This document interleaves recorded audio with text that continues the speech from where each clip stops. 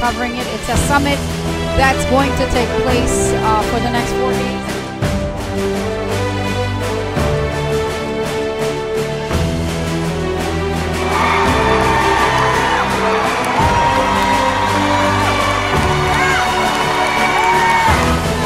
Thank you, America First! Thank you, Stop the Steal!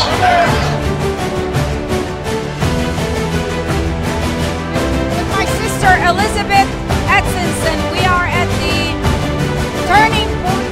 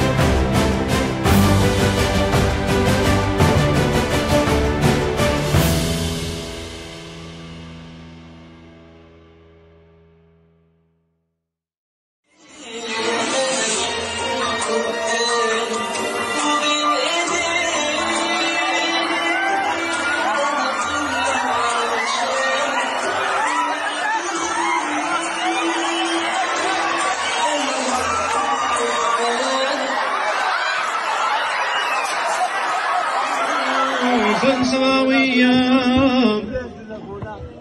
كي ننال المكان الحسن في المتكئ الأخير، فلنبارك اسم الرب إلهنا ونقدم له الشكر في جميع أوقاتنا.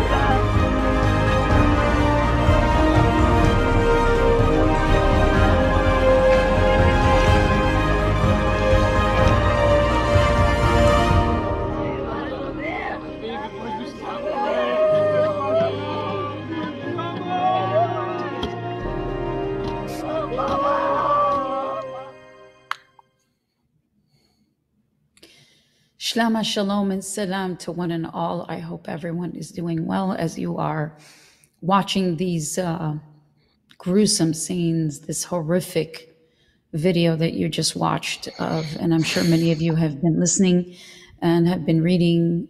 We want to thank the media for actually being able to report of what's going on in Iraq. As many of you know, we start the program with the 3 Semitic words for peace, Shlama, shalom, and salam. We greet you with the 3 Semitic words, but however, our hearts are broken and mourning, and we have truly a devastation to report today. This is the latest devastation of the fire that broke out in a wedding in Iraq, of all places, of all occasions, a wedding. Tears for sure will be shed today. On September the 26th, 2023, just a few days ago at 10:45, right around that time in Iraq, a fire broke out at the Al-Haytham Wedding Hall during a Christian community wedding in Qaraqush town of Baghdad in the Al-Hamdaniya district in the Nineveh Governorate, Nineveh Plains. It was caused by flares released inside of the halls. As many of you know, it's now the trend to have these flares and the smoke makers and things like that to be brought into the hall as the bride and the groom come together for their first dance. And that's exactly what was happening here. Presently, present at the wedding actually were approximately 1,000 people at this point. The death toll is holding it at 115 and counting at least 160 injured, including the bride and the groom, who earlier we reported that I believe the bride had actually perished But the news is that bride and the groom were injured, but did not perish. And so the reason I say 115, because from the injured, I hope to God that they all heal and get better, but we don't know how many will succumb to their wounds. Complete families were annihilated, mothers with kids, mother-in-law, daughter-in-laws, children. I mean, the pictures are devastating. To see pictures of a mother and her 3 kids, a mother and her 2 kids, a mother-in-law. I mean, it's just, it goes on and on. It's devastation. With us today on the program is Mr. Noor Matti. And I want to show him on the screen first before I introduce him. Noor, I know you have a lot to say, and you've got so much to do, but I want to give you a proper introduction and introduce you to the people. And I wish it was under different circumstances that I'm introducing you to on this program of the foundation, Shlama Foundation. Mr. Noor Matti is the co-founder and board member of the Shlama Foundation.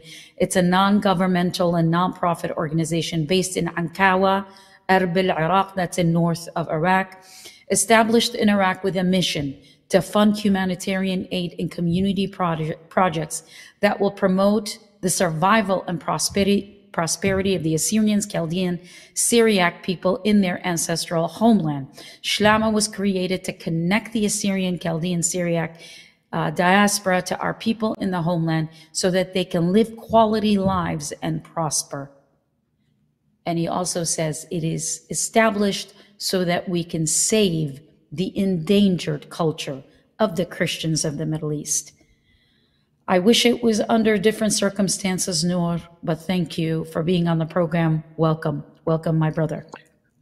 Thank you. Thank you very much, Mona. Yeah, indeed. I wish it was different circumstances, because I wanted to first take the opportunity to thank you and celebrate you for all your contributions over the years for our community. With all your work, everybody has a place in this world, and you have definitely shown where your place is with your programming. And thank you for bringing highlights and important things over the years, so many years now. So just wanted to start off with that, and not just with your show, but also through all the other things that you've done with your life. Oh, indeed, thank you. This is a very go ahead.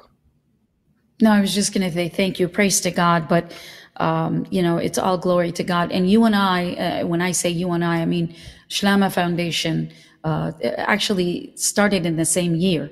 You started in 2014 when ISIS invaded.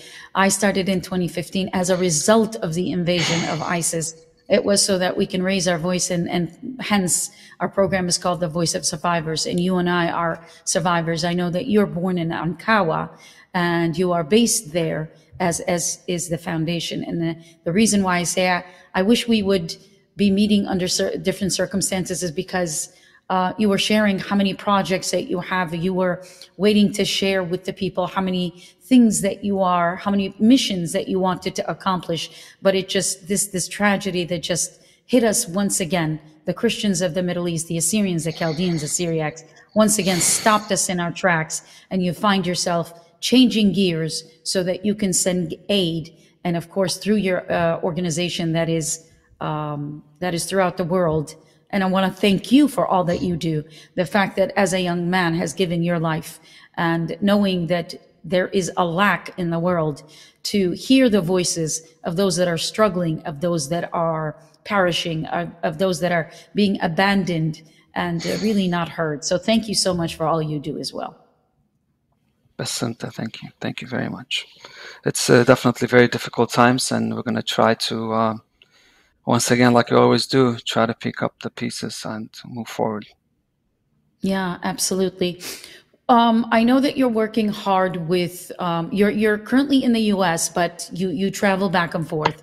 But you were saying that the project manager in Shlama Foundation in Ankawa had relatives, and we're going to talk about how we're all connected. And for those people that don't know the Christians of the Middle East, we're all connected by blood. We're all connected through marriage. We're all connected somehow or another.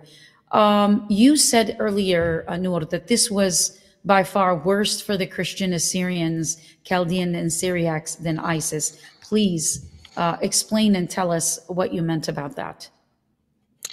I mean, when we reach the crucial stage right now to the community of a very small population of only 150,000, and it hasn't been this small since 1947 in Iraq. Every single person matters. Every single person in Iraq will determine what will the population be 50, 100, 200, 300 years from now. So when you just instantly have 115 at the moment, but unfortunately, based on everything that I'm reading, it might reach 140, 145, 150, because there's many not even unaccounted for, not counted in the 115. That's a big number. Yeah. That's a big blow. And when you, of course, look beyond just the number from the humane perspective, this breaks every spirit that was restored since rebuilding, since the rebuilding process. You know, the rebuilding process has been happening in Nineveh for 6 years, and it hasn't been easy, but it's been happening. It's been working. Villages started to be built back up, including Baghdad. But when something like this happens, you feel totally crushed. You feel totally defeated. And for the past 2 days, I've been surrounded by grown men just sobbing for the loss, and not just people who've lost loved ones, but people who this is their village, people who this is their region, Nineveh, people who are Suraya, you know, in Iraq. And it's just really, really just painful to wake up now. And for the past 2 days, actually, we've been barely been able to sleep because of all these pictures of these children and these mothers and young people losing their lives. Yeah, these are pictures. If we can go back, I don't know if we can go back, but that was a slide. That whole entire family was gone. Like, for example, this woman, her mother-in-law, her 2 children, that you're seeing the children in the picture before, with the entire family. This mother lost 3 children. So can you, and people, if you can imagine, being burnt alive, and then mothers trying to protect their children, and then how much more can Christians psychologically, and by the way, as many of you know, this program is always produced by Cinnamon Production at the capable hands of Mr. Fred Duman. And Fred mentioned something before we went on the air. He said, psychologically speaking, how can these people move on?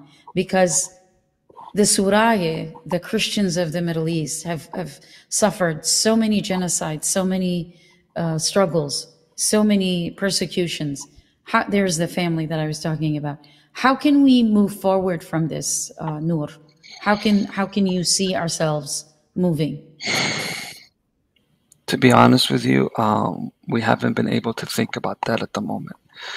We've been able to just do what we can to respond to the crisis. And I don't know how we can move on. We've always had a fighting spirit. As even during the dark days of ISIS, when they were lingering 2 years, people still displaced and not being able to go to their homes, and we were saying, we'll continue to fight and we'll continue to work hard in order for the villages to come back, and then we'll start building.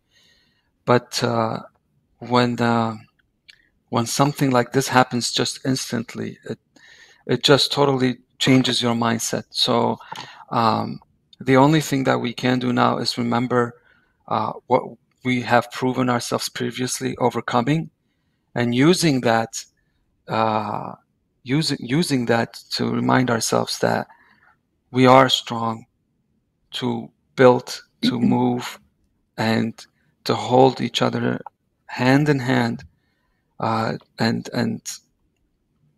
make it through these difficult times. I'm sorry, I'm having a difficult time talking because it's just I know been emotionally very hard to be able to be productive and mentally be in the moment. Absolutely. And you know that I couldn't have said it better myself. That beautifully said. We are resilient, and through all these videos and pictures that we are seeing, the one thing that we see forefront in our community is our faith in Jesus Christ, our Christian faith. Never have we ever given up on it. Never have we ever given up on knowing that God is always sovereign, and He's sitting on His throne, and He is in control of it all. And today, again, with this new tragedy, we place it and lay it at the foot of the cross of our Lord and our Lord Jesus Christ, and we will become resilient. We will bounce back from this. Speaking of Shlama Foundation, I'd like for everybody to see the kind of work that Shlama does, and then we are also going to be sharing a GoFundMe link. The Shlama Foundation has, in fact, it's one of many organizations, by the way. Today I'm talking to Shlama because I follow Shlama Foundation, and I'm actually, I endorse their work, I support their work, and I want people to know that they're out there. And for those of you that are out there saying, we don't know how to reach out to any Christian organizations, and we don't know how to help if we wanted to help, well, here's your opportunity to do that. We're going to go ahead and watch a link of the relief effort that's being done by Shlama Foundation, and then we'll come back and talk about the link for the GoFundMe. So let's go ahead and watch. It's about 2:30 in the morning in Iraq, and the first batch of medicine has been shipped and sent to Mosul. The Jamhuri Hospital in Mosul made a call needing various medicines, so we are delivering right now 21 boxes of albumin. That's for those that lost fluid due to severe burns. 24 boxes of Redox, 10 boxes of High Fresh, and 6 boxes of BioVixa D. These are various medications for the eyes, for the burns, in order for them to be healing better. About 19 patients are currently in the Mosul hospital that are in critical condition, and we are all trying to do anything that we can in order for them to heal as soon as possible. And so that's the kind of efforts that we're making. And if we want to go ahead, and there's the GoFundMe link over there, if you want to just point your camera to that link, please. And there's no amount that's small enough. There is nothing that cannot be used. As you can see, that the caskets, I mean, it's devastation beyond any kind of expression, any kind of description. It's breathtaking. This is the groom, I believe, that we're watching, the groom. Noor, did you know the bride and the groom? Did you know people there? I know you were saying earlier that the mission manager in Ankawa, you were born in Ankawa, but yeah, the mission manager of Baghdad, actually. The mission manager of Baghdad. And that whole Hamdaniyat, his first cousin, his aunt's daughter, unfortunately perished, and her daughter as well. So his aunt's daughter and the daughter of that woman, unfortunately, were one of the 14 confirmed to be perished. I did know one person. Was a wonderful man. You know, the stories you hear. This wonderful man that lived all his life volunteering. And when he came back to Baghdad, we utilized him. Even he had limits, but we said let's use him because he seemed to be such a special spirited. So he helped us during the COVID situation when everything was shut down and food wasn't being delivered, and livelihood stopped and people needed oxygen machines. So this man helped us during those times. We come to find out that in the wedding, when it was chaotic, he thought his son was still inside when his son actually made it out. But because he didn't see that, he went inside thinking his son was there to try to rescue him, and unfortunately didn't come out of it. I mean, what do you say to something like this? What do you say to that son who lost his daddy like that? Nothing can make it feel all right.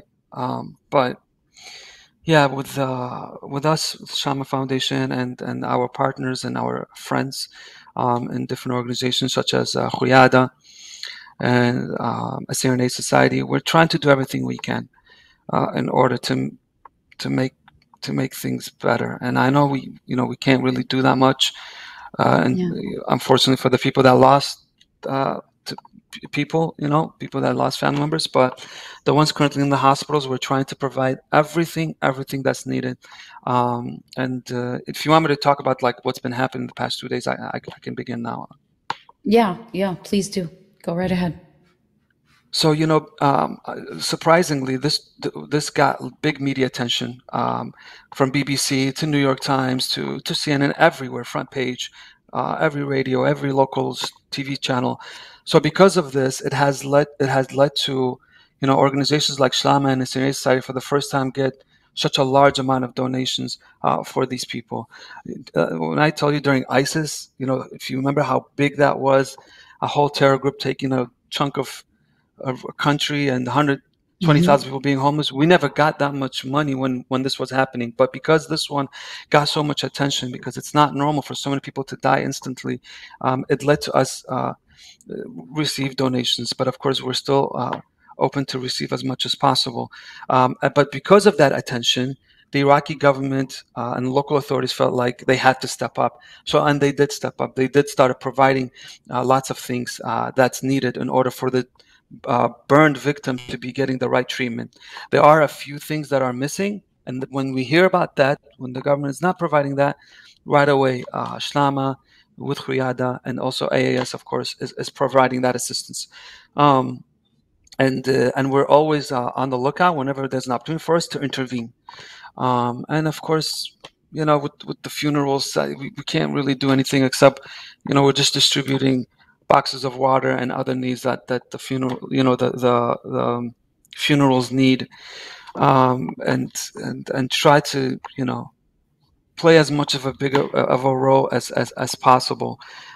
So currently, while we appreciate the authorities providing any kind of assistance at the moment, based on our experience, we think, a week later, 2 weeks later, 3 weeks later, we're not so sure that assistance is going to be provided. So that's when we're going to be stepping in. That's when we are going to be going full force, because then people will be forgotten. Because we've seen this, people will be forgotten when things is not in the news. Nobody really asks about them, especially not local authorities. So that's where we're going to be jumping in, and anything they need, we are not going to stop anything. So you are in order basically for them to recover. filling a gap that at one point or another is going to exist. There's going to be a gap. Like you said, when ISIS came and left, I mean, this is why we started this program, is because of the fact that, people wanted to do interviews with us and just hear a little bit, oh, you were born in Iraq. And that was the extent of it. And then they forgot about us. But Shlama Foundation and the other organizations that you mentioned earlier, God bless you all for doing what you are doing. And the government doesn't come through. And a lot of times the government is not able to come through because there's so much conflict, and the first people that actually fall through the cracks through the conflict is the Christians. I want to read a report that was actually, and I want to thank whoever actually started this Wikipedia page that was really quickly talking about the Qarakosh wedding fire. That's what it's called if you want to go on Wikipedia. It says background, and I want to kind of read this and let you react to this. It says, in the weeks leading to the fire, Iraqis had been protesting against corruption, unemployment, and lack of basic services, with many saying that the negligence of authorities had led to lack of safety measures during reconstruction of the war-torn country. The area where the fire occurred had been captured by the Islamic State in 2024, and it was liberated by U.S.-backed Air Force Iraqi forces in 2016. There were heavy damage and massive relocations of its population. Now, if we can just talk about what could have caused this massive, the roof basically collapsed. And we'll talk about what happened, who got arrested and things like that. Let me kind of unfold it or unpack it little by little. How did the structure collapse? How did this fire consume it? If you live in Iraq, you will know very well about the amount of corruption that we are surrounded by. People that do not believe in following rules and regulations, and if a local authority tries to enforce it, then a bribe is paid. And this is exactly what happened. That hall was built in a way that is not really stable. The roof was built made out of very flammable materials, and actually the roof was really short.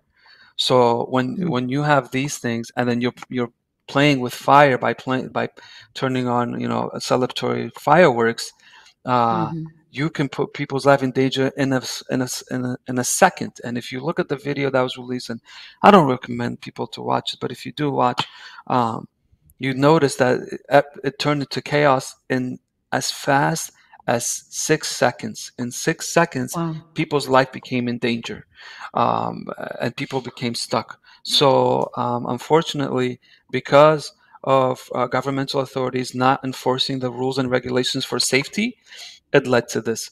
Now, the individual that owns the hall, of course, has been arrested after hiding.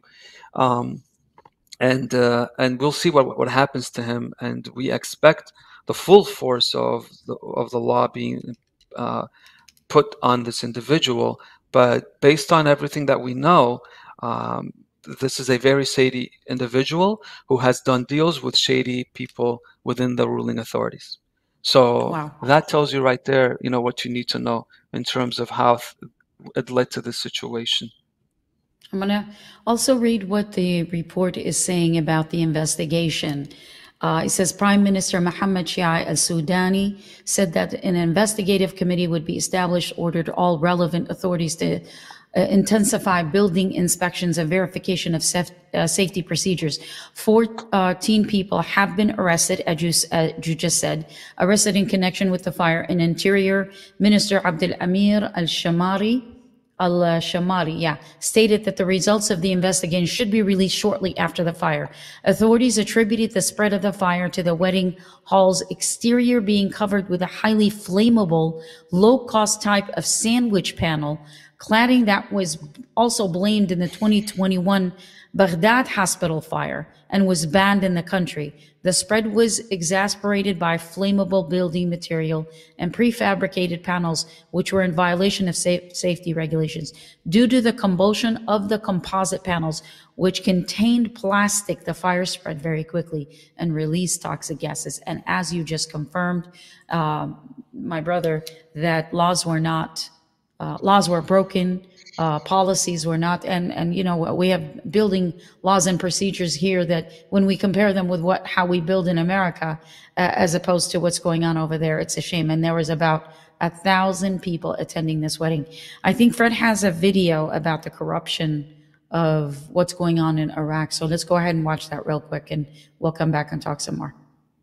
A packed memorial service for the victims of a deadly fire at an Iraqi wedding celebration took place on Thursday. At a funeral the day before, the groom was among the crowds of people weeping. Calls for accountability were growing in the Christian town of Hamdaniya as grief-stricken mourners watched their loved ones being buried. More than 100 people died and at least 150 were injured on Tuesday evening in an inferno that government officials have said was enabled by a lack of safety and security measures and the use of highly flammable materials in the building. In a sermon interrupted at times by the wails of women clad in black, a priest at Al-Tahira Church told mourners that Iraq had been united in grief, but he criticised officials for their corruption. It was a theme repeated by a victim's relative, Noor.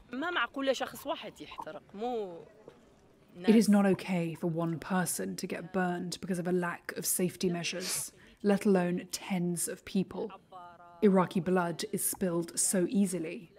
There have been so many accidents over the years, like the boat that sunk in Mosul in 2019, and the parks that lack safety measures. It is not about a certain area. It is the whole state that has no laws to protect people. Criticism of a lax approach to public safety is common in Iraq. The state has been weakened by recurring conflict since the 2003 US invasion. Services are impaired by pervasive corruption, for which few senior officials are ever held to account. The tragedy has revived memories of deadly fires that swept through 2 hospitals in Iraq in 2021, killing at least 174 people in all that were at the time blamed on negligence, lax regulations and corruption. Government officials have announced the arrest of 14 people over Tuesday night's fire including the owners of the events hall, and promised a swift investigation. So it's prevalent. The corruption is prevalent. And again, please, for those of you that want to learn more about Noor Matti and his foundation, of course, he's a co-founder.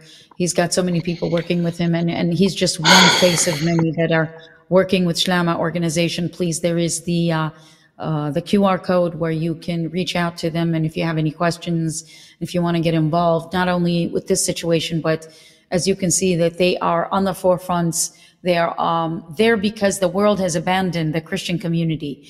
There because there was a need, there was a vacuum, there was a gap. He is there giving of his life, even though he could be enjoying his life elsewhere in the world, but he's giving back to the community and giving it forward.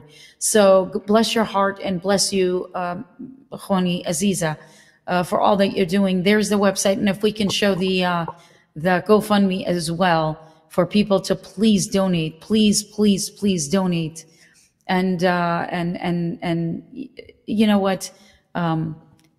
This is for God. This is for those that cannot no any longer stand on their feet. This is for the voiceless. This is for, if there's ever a time where you've wanted to give back, this is the time. Now, I do want to say that Prime Minister al-Sudani announced 3 days of national mourning. On 28th of September, he visited Qarakosh to visit the injured and the families of the victims.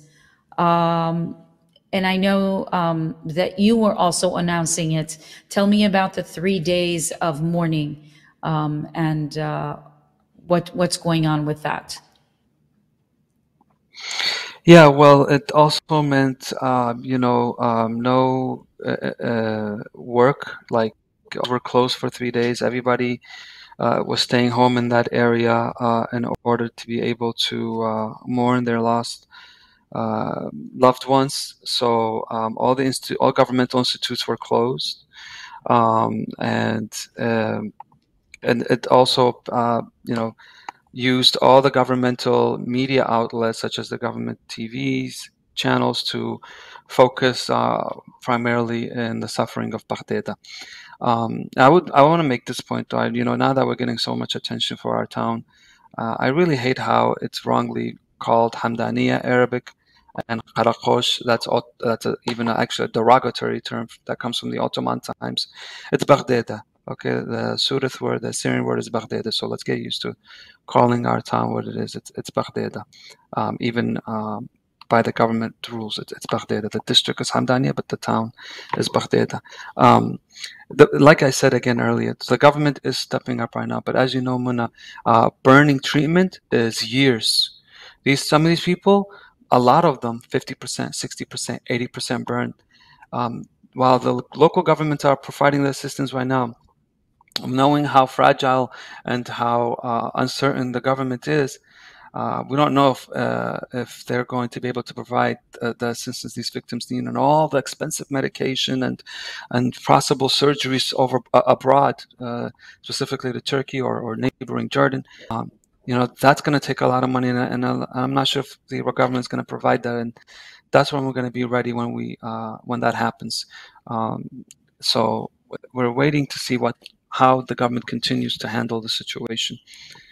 I was just going to ask you, what was your response to the sudden reaction of the government? Well, they feel like they have something, they have to do something about it now. Where were they before? Where have they been?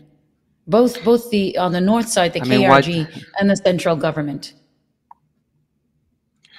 Yeah, how did it take for the two governments that have armies and everything and such amount of oil reserve, money?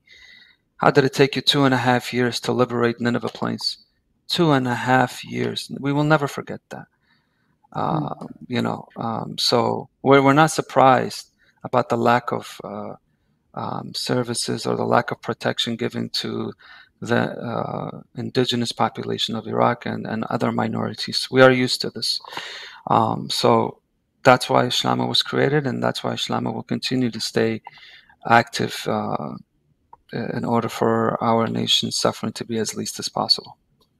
Yeah. I know that 40 ambulances responded to this particular scene. Tell us about hospitals. How are they being scattered? I know they were taken to Mosul, but how are they being handled? How did the first responders respond to? I'm sure the hospitals are right now. They're full of victims. How is that being handled? Well, it was completely chaos, and the hospitals, no hospital in Iraq, in the entire country, is able to take on so many people so much. You know, Putta unfortunately perished on the site at 114, but we're talking about 300 to 400 other individuals with serious burns. And Yeah. while Baghdad has a hospital, you can imagine how small can it be for a town like Baghdad. Yeah. So right away, Baghdad wasn't enough. And at the chaos that happened, various people were taken to different hospitals throughout the country, and a lot of them without, the family members not even knowing. Like, they're waiting at the hall in the middle of the night, not knowing if their child or their wife has been sent to other cities. So they were taken to three main cities. They were taken to Mosul, but even Mosul, as big as the hospitals, it wasn't enough to provide care for all of them. So there were also some ambulances were sent to Duhok city, and some were taken to Erbil city.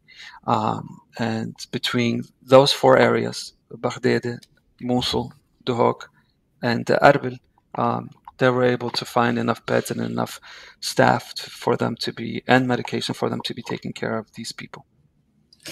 Noor, I know you said that when I said I wish that we could have met under different circumstances, more happier, more kind of accomplishment. So tell me some of the kind, I want to shift gear towards so that people will know the kind of work that you do. And by the way, on their website, you can get involved. You can see the projects that they're working on.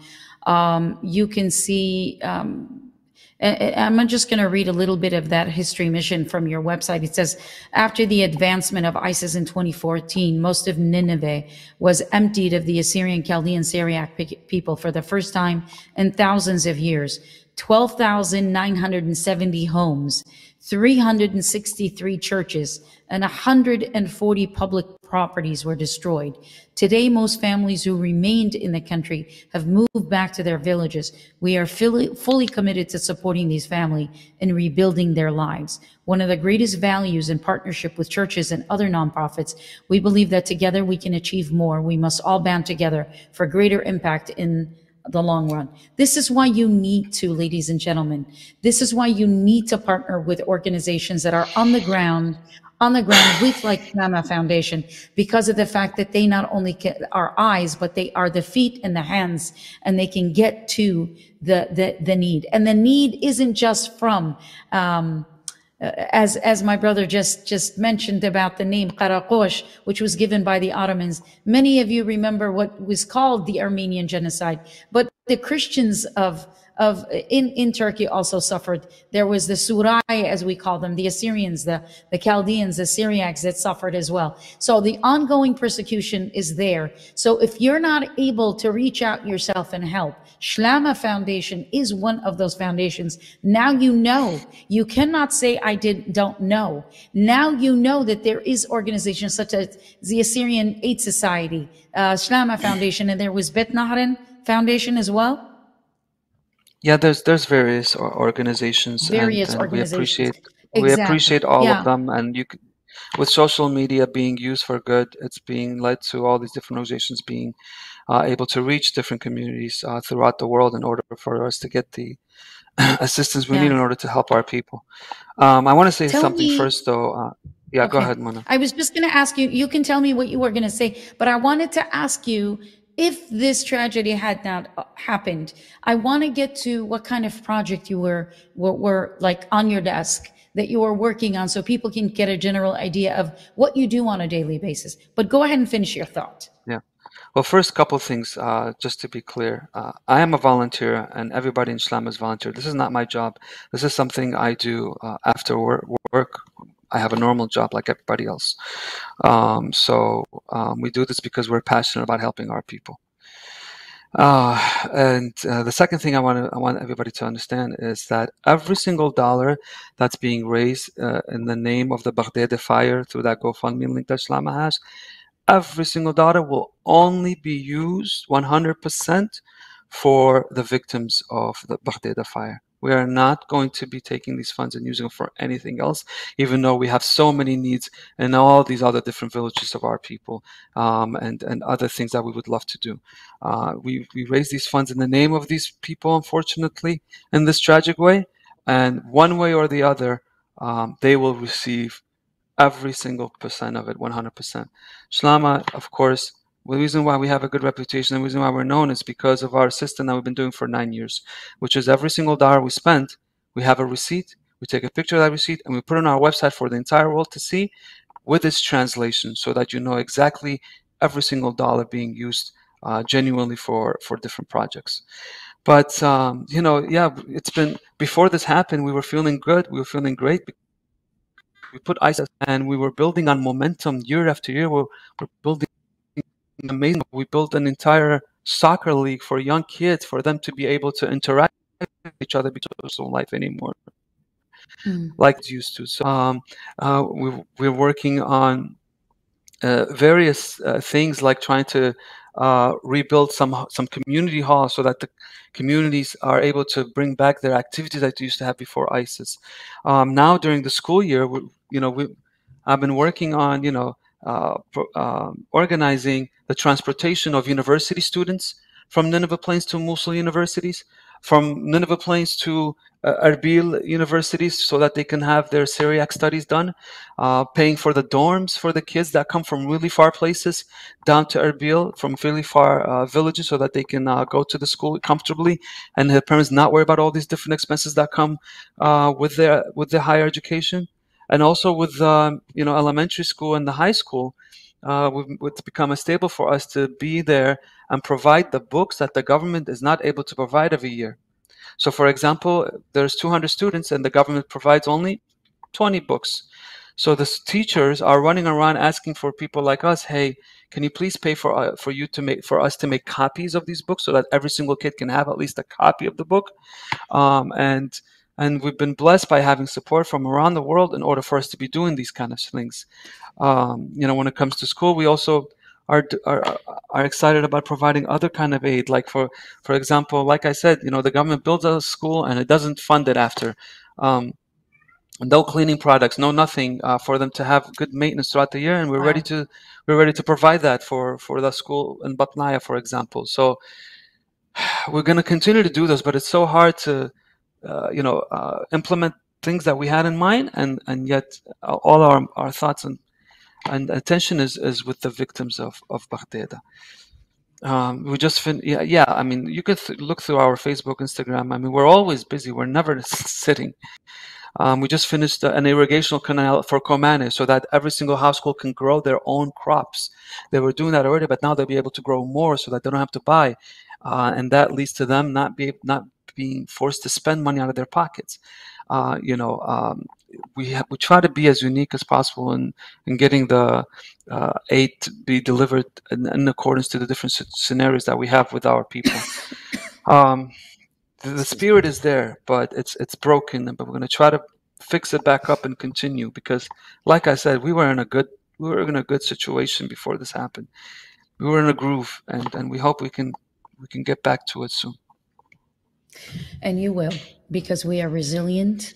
Our faith is strong, and God is with us. I know that through persecution, God has always used our community to show miraculous acts of God through the fact that we are still surviving without a land of our own, with our land being taken left and right, our villages being burned down, our churches. And I know that there was a church that was just talked about being burned down a few hours ago, earlier today. I didn't get a chance to look at it, but we are still alive. We are still here.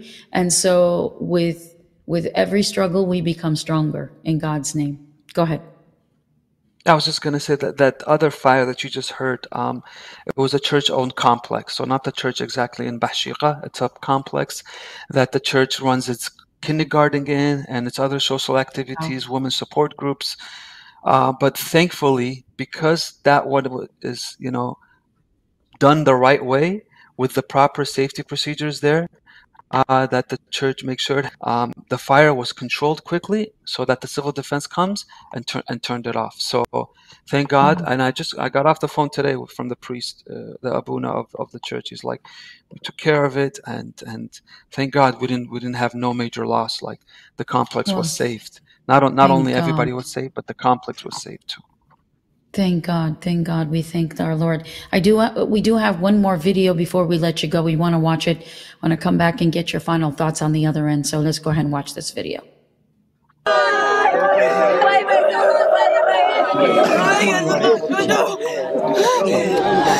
A wedding celebration turned mass funeral a day after a fire ripped through the venue. People went to have fun, but it became the opposite. It was turned upside down and got sadness instead of happiness. I mean, it is a very big tragedy. Honestly, the atmosphere is unbearable and we are very sad. Families now decimated. There are families who lost 4. Others lost 5. But thanks to God, we are blessed because my son has 3 sons. He lost 1 and still has 2.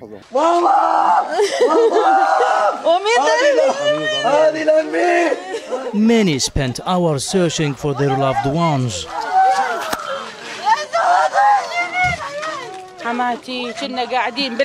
My mother-in-law, we were sitting at the wedding party. She fell over her head. I was with them. We were sitting next to the kitchen, and when the door was opened, we got out through there, or else we wouldn't have been able to escape. Neighbors who tried to help now traumatized too. We heard ambulances and the cars since our monastery is close to the hall. We came out to check what happened. Bodies were being taken out. Young people were flooding to the hall to get out as many people as they could. Authorities say fireworks started the fire that tore through the packed hall. Flammable materials used in the construction of buildings like this one helped the fire to spread rapidly. Some of the bodies of dead are so badly charred that it is difficult for emergency teams to identify them. Officials say an investigation is underway and a number of people have been arrested. The investigation is ongoing.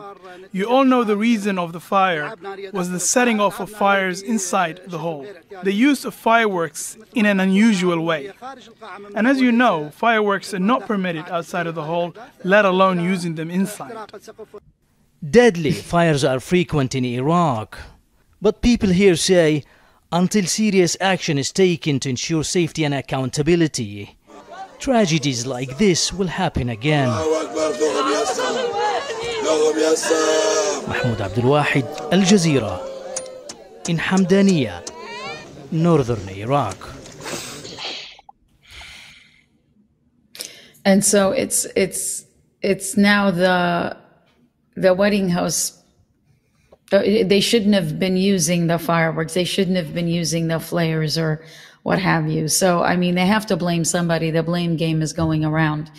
And it's so sad that, I mean, it's the same of the same. It's a different day. It's the same.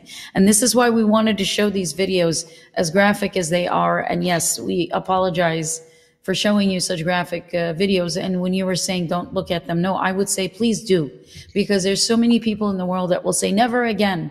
But yet again, we have a community that suffers over and over and over again, has not found healing, has not found rest, has not found shlama. Shlama meaning peace, has not found peace. And therefore, it is important and imperative that everyone get involved and find out how is it that an ancient indigenous community is suffering and is being annihilated and the world watches. It's just unacceptable that anyone would watch and say, and who has a heart that would watch these kinds of footage. And that's why we want to show them. We want to stir your hearts. We want to move you to action. Shlama Foundation is here to aid, to assist, to educate, to edify, to lead, to guide, and to be the eyes, ears, hands for anyone that's not able to go to Iraq, that's afraid to go to Iraq. He's there. They're there. The whole team is there. Go ahead, Noor. Well, I just want to say something one more time early in case somebody missed it. Any single dollar we raise for the fire victims will only 100% go to the fire victims and nothing else. Even though there's major needs for so many other villages that we would love to tackle. We never had so many people volunteer, so many people donate. We just saw, I think it said something over 1,000 people. We are so thankful for this. But because we raise this in the name of these victims that you just shared in the video, that's the only people that are going to be getting this assistance. We're starting first with the ones burned, unfortunately, with the medication and any care that they need. And then essentially when we find there's less of a demand for medication, we're going to go with the hard task of visiting these families that lost loved ones. And I know no amount of money can compensate anything, but all we can do is be the middleman, and everybody around the world that has a heart for these people, we will deliver those donations to those families. And for some of the families, that financial assistance will be crucial, because you're talking about fathers lost. So now you have a widow who doesn't have a person that has a salary, a person that doesn't make money, works and brings home money. So those people are going to be needing the financial assistance greatly. But we're not going to differentiate with any of them. All these people didn't deserve to lose their life like this. And if anybody out there in the world wants to donate to those families, we will be 100% making sure the donations have received the victims. People keep in mind that there is no public assistance when we're living in privilege in the Western and diaspora, in America and Europe, wherever you're living. We take our lives for granted, because when we need housing, the governments provide. When we need assistance, financial assistance, there it is. It's organizations like Shlama Foundation that are there, acting as that assistance. And so every dollar that you give will go directly to assisting, if not the burn victim, and if the time wears out where all the assistance, all the burn victims have been taken care of. There's so much other needs. There's so many other needs that your money that could be planted as a seed in fertile ground to help out an indigenous community to maintain their survival in their ancestral homeland. So there's so much to do, and when you do go see the victims, please let them know that the diaspora Christians, Suraye everywhere, are praying for them, are thinking about them, are standing with them. We're not comfortable, believe me. Our physical body might be here, but we are in struggle with them. We are in pain with them. We are in mourning with them. And we want to thank you, Noor, for bringing us this report, and for being there, being on the forefront, and making yourself available for such tragedies. Because had you not been there, other organizations not been there, our community would have in fact been annihilated, because no one's really helping. We have no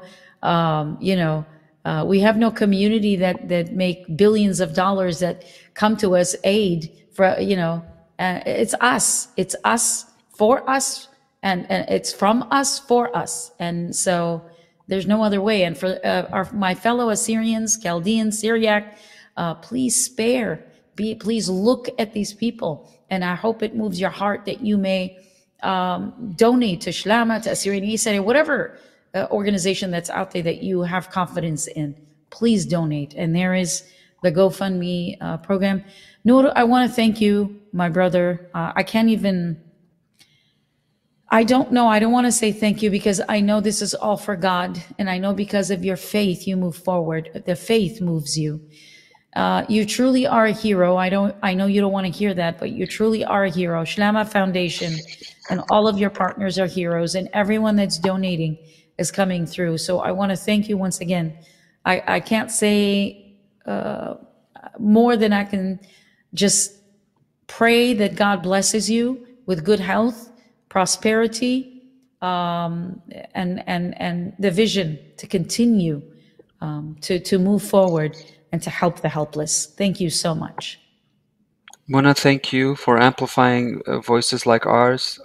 You play such a heavy role in things like this, so we also thank you back. And I just want to be clear, you know, in order for such a movement like Shlama to be able to do what it does, it's many people. So I'm just one person you're talking to right now, but I am part of a big team that has been working tirelessly for the past 9 years voluntarily on the ground in Iraq, and even the volunteers in America. So it's many of us. It's not just me, and it takes, you know, as the phrase goes in America, it takes a village. So it's a big team, and that's what motivates me when I know we have other people with us, standing with us, moving forward and trying to deliver and do whatever we can. God bless you all. May God protect you, and may his right hand, as we say, Yaminat Maria, the right hand of God, be behind your back. God, the angels of God guarding you wherever you may go. May the hedge of protection be surrounding you wherever you may go. God bless you, my brother. Thank you so much for being on the program tonight. Basima upatin shlama illo. Basima khoni. Ladies and gentlemen, as you have seen, I mean, I don't know how I didn't break down, but I was holding my tears. I still am. But it's tragedy after tragedy after tragedy that is non-ending. It is an unending tragedy of the indigenous community, Assyrians, Chaldeans, Syriac. Those that still speak the Syriac language or the Aramaic language spoken by Jesus himself. Now, I keep saying that not so that I can boast about it, even though I have a right to boast about the fact that Christ, Jesus, our Lord and Savior, spoke my language. But it is to remind people that there is value in this ancient community. There is value that this annihilation of this community must stop. There has to be justice that needs to be served. This community must be protected. As you can see, that we are living in a country, in this case, surrounded by enemies of that community that want to annihilate us to an extreme, where the first community to be attacked are the Christian communities that I named. And so for the rest of the world to just turn the other way, or turn your face to the other side, or turn the other way, is just, God will hold people accountable for that, because we are in fact members of the body of Christ. And just because we seem to be a little further out, we seem to be over there, and maybe to some churches, and I say this with the utmost of respect, and I say this only because I've experienced it, when we have brought a need to certain churches that have so many members that you call themselves mega churches, where a need like this or a community like ours has not fit into the mission calendar of that church. We have to reassess, and as the Bible says, we must examine ourselves, and we must ask, who are we really serving? Are we serving man, or are we serving Jesus? Are we serving ourselves, the self-interest, or are we serving the cause of Jesus Christ? Because the members of Jesus Christ, don't forget that Christianity, Islam, and Judaism, Christianity and Islam came from the Middle East. So many of us might have some doctrinal differences in our faith, but nevertheless remember that the faith came from the Middle East, and Jesus himself was Semitic. And so we are Semitic. And so for the world society to watch a community like ours disappear or suffer. Now, this may have been an accident, but as my brother Noor says, this was an accident, and 100 people to lose 100 people is a lot. Why? For 150,000 people that remain, from 3 million, 5 million, 6 million people that remain in Iraq, that's a great loss.